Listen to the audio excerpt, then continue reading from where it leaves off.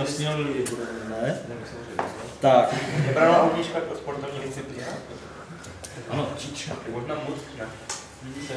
Feministky. Tak, ve sportu teda Jachim Muck. Cože? První tým v pořadí. Druhý tým v pořadí jsou feministky.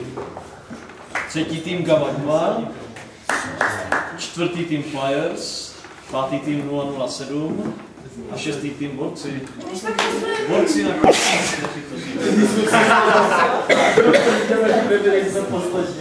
Já to musím na fotbale.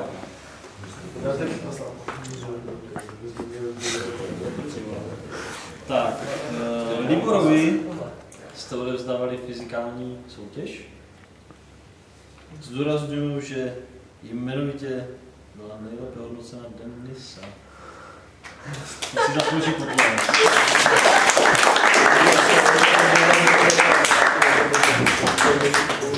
Pokud chce přečíst... Nechci, a už oni už to slyšeli, to už se četlo. Ne. Tak. A ve fyzikální soutěži shodně na prvním, druhém místě 007 a Gamma Guma, 5,5 bodů. Na třetím místě jsou Flyers se 4 body. Pak na čtvrtém a pátém místě jsou borci s Muckem. Poslední jsou feministky, pouze 1 bod.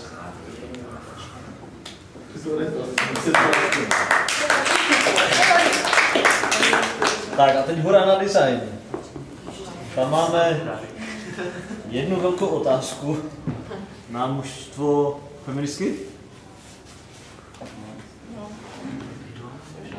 Tak. Kapitán feministek. Ano. Ke mně.